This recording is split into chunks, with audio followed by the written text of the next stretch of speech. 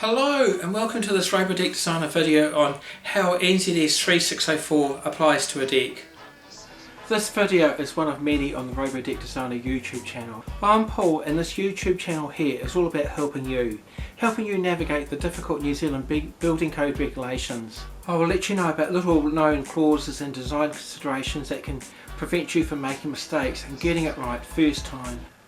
But the greatest gift I can give you is the ROBO Designer online tool. This online tool will help you design your deck to New Zealand building code regulations within minutes. There's actually several building code regulation documents for building a deck in New Zealand, but NZS3604 is the most important one, and this would cover probably about 80% of all the design requirements for a deck.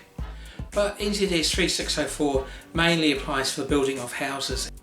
There are actually a few sections in there which in the vast majority of cases will not be applicable for a deck, and this would be like decks with a pergola on it, and you would actually have roof framing and roof cladding and posts, and these things here are actually covered in NZS3604 but it's not actually covered in this video.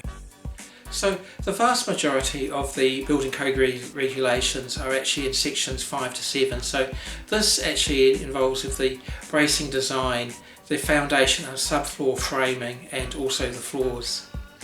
There are actually other building code regulations from section 1 to 4. So these ones here are just a little bit more general and not as involved as the other sections from 5 to 7. So in section 1 this is all about scope and interpretation, so this is all about what NZS3604 covers and what it does not cover. After this is actually a confusing flowchart which totally confused me and also confused brands when I talked to them about it.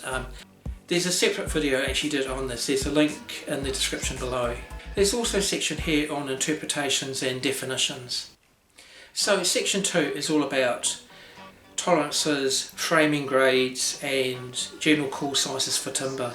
So section 3 is all about site preparation, so this covers good ground and also covers things like sloping ground which would actually affect a deck, soil types, testing ground and also site preparation as well. So section 4 covers durability, so this starts with exposure zones and also has maps of the exposure zones for New Zealand. So there's also a section there on microclimate considerations. Now this would probably apply most in situations where decks are actually built really close to geothermal activity in New Zealand.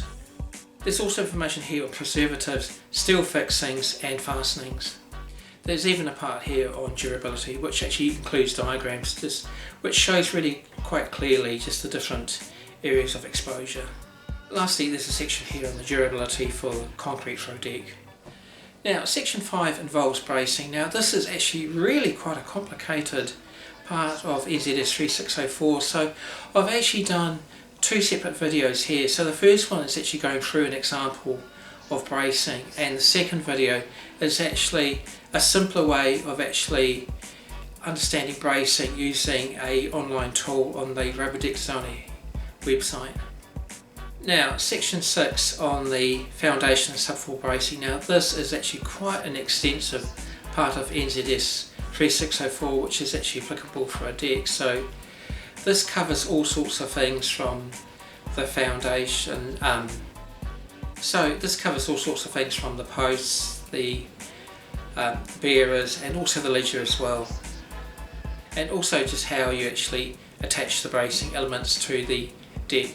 So there is actually a bit of irrelevant information there. So this is things like masonry and concrete sub-foundation walls, and also there's also alternative tables at the end for SD6 and SD10 grade framing materials for a bearer.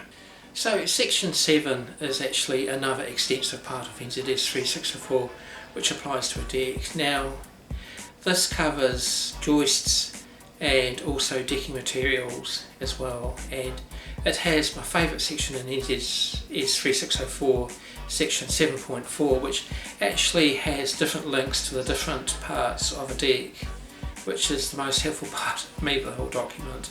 As with section 6, there's also a lot of surplus information which is not really applicable, but it does also have alternative tables for SD6 and SD10 materials for the joists.